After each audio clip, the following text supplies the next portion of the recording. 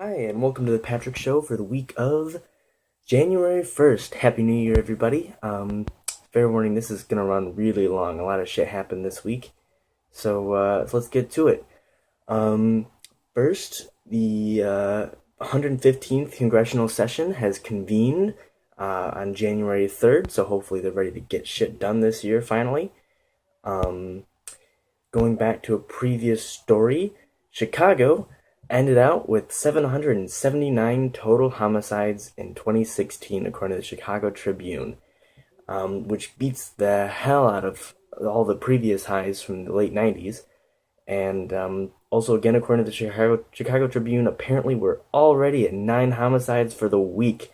So, well on our way to making another terribly deadly year to live in Chicago. So, we'll see how that turns out. In a more surprising turn of events, Megyn Kelly has announced earlier in the week that she's leaving Fox to go to NBC. And I don't know, this definitely caught me off guard and surprised me. Well, on one hand, it's a little surprising because um, she's leaving Fox News, a typically conservative news network, for NBC, which is entirely the opposite, a very liberally biased and news network. And so that's a little surprising. It's not often you see such like staunch conservative reporters switching sides for reporting like that. But I'm sure she'll do a great job. And this, on the same hand, though, this is not very surprising, just because she's had issues with Fox in the past, especially very recently, with the allegations of sexual harassment against her boss Roger Ailes, as well as her complaints against Fox News in general after she had issues with Donald Trump, and she felt that, and we all saw, Fox really didn't support her in her being targeted by Trump and by Trump supporters in that regard. So it's a little surprising, but when you really look at it, it's not that surprising. But I'm sure she'll do a great job at NBC, and I'm really excited to see what she's gonna end up doing there in the future. Moving forward, we all rang in the new year with a nice shooting. Go fucking world. In Turkey, there was a New Year's celebration at the Reina nightclub, and that came to an abrupt halt when a man opened fire on people in the nightclub.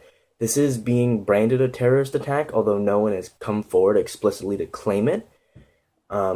Right now, we're standing at least 30 people are confirmed dead from the attack, and well, they have arrested people, but I think the suspect is still at large.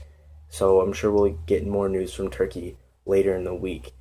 Um, this is this is just another punch to Turkey, and they've been getting the shit beat out of them for the last several months. We've had what there was there was the ambassador that just got shot in Turkey. There was the bombing in Istanbul as well earlier in the months, as well as several lower profile attacks over the past several months, and not to mention they're still recovering from a failed military coup in July that resulted in the deaths of a lot of people and a lot of issues with their police and military infrastructure as well. So hopefully we see Turkey working to recover from all of that in the coming months. Um, Moving over to Brazil. So earlier in the week, an article crossed my desk about a prison riot in Brazil at the penitentiary in Manaus. And that's what I thought I'd be talking about, because it ended up being the deadliest prison massacre in about 25 years in Brazil, with reported 56 people dead. But wait, there's more. Just yesterday, there was another prison riot at the Monte Cristo Penitentiary, which is, I think, the second largest in that in that section of Brazil. At least 33 inmates have been reported dead, but they this is probably the worst ways to be dying. Most of I think everyone that was killed, the victims were reported to have been dismembered, decapitated, or even had their hearts torn out of their bodies. So, okay, Brazil. Police they did eventually get the riot to stop, and this has been attributed to violence between Brazilian drug gangs, although the exact cause is not known. And I don't expect this type of violence to stop anytime soon, especially since it is right now there are several drug gangs vying for trade routes and power. So I don't expect this to be the last we see of Brazilian um, drug gang killings, and so expect more talk from Brazil in the coming year. Moving over to Florida. So just yesterday, Florida there was a shooting at the Fort Lauderdale Hollywood International Airport in Florida, and at least five are currently dead, with around eight wounded from that shooting. This has not been claimed as a. This is apparently just one guy, just a Randy, um, opening fire for no apparent reason, and they're not quite sure. I'm more concerned with how he got a gun into an international airport, because from the articles I've been reading, he just kind of got off his flight, unloaded his bags, and was able to go into a bathroom and load up a gun.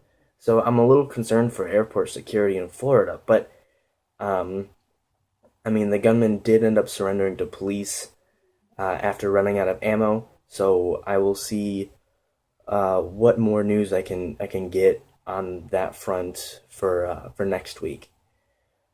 Um, in better news, I was really surprised to see earlier this week Ted Cruz, so Senator Ted Cruz and Representative Ron DeSantis, they proposed an amendment to limit terms for Congress members.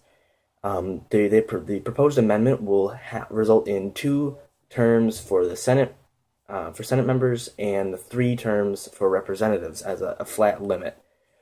Um, Ted Cruz is quoted as saying that it's well past time to put an end to the cronyism and deceit that has transformed Washington into a graveyard of good intentions. Good on you, Cruz. I'm really looking forward. I hope this passes, because right now there is a lot of just lame duck Congress members that aren't doing anything, and the only reason they're still there is because no one's running against them, and because the voters aren't getting out there and doing, their civic duty to make sure that their politicians are people that are actually trying to be active and do their job.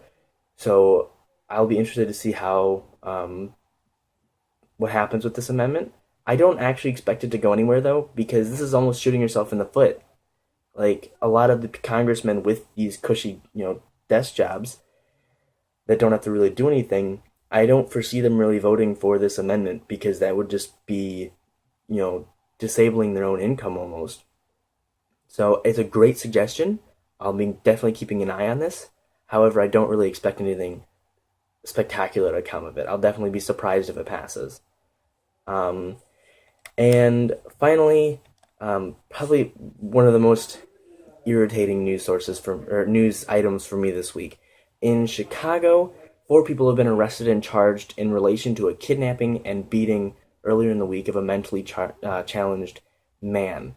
The assailants, they kidnapped this guy, tied him up, beat him, cut him several times, and Facebook live streamed the whole fucking thing. All four assailants are in custody and are being charged with hate crimes, amongst other charges. And I think this is probably one of the worst handled. Like, it's a week into the new year, and we're probably seeing one of the worst handled news stories of this year. Between the media and their approach to the story and public figures' statements about this event. It is significant that these 4 people, it was 4 black people and a white guy, which obviously in America, especially Chicago, makes this a very significant happening because racial tension. Now, everyone's getting butthurt about the 4 assailants being charged with a hate crime, but they beat the shit out of a mentally challenged man. That makes it a hate crime. Race regardless, that would make this a hate crime. This is just being terribly handled by everybody. Everyone's turning it into a race thing instead of just looking at 4 motherfuckers live streamed kidnapping and beating the shit out of a mentally charged man, or a mentally challenged man. That's what we should be focusing on. This is a terrible happening. This shouldn't happen anywhere.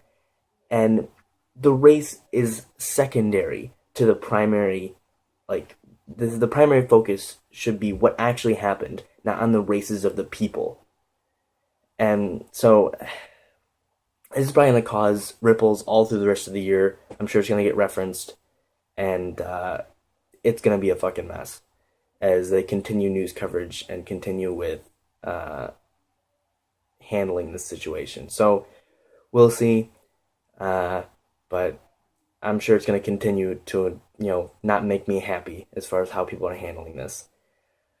All right, well, but that's it. Sorry, this ran a little long, but there's a lot of shit happening this week. If you want to know more about any of the stories I talked about in this episode, you can check out, there'll be links in the description below for further reading.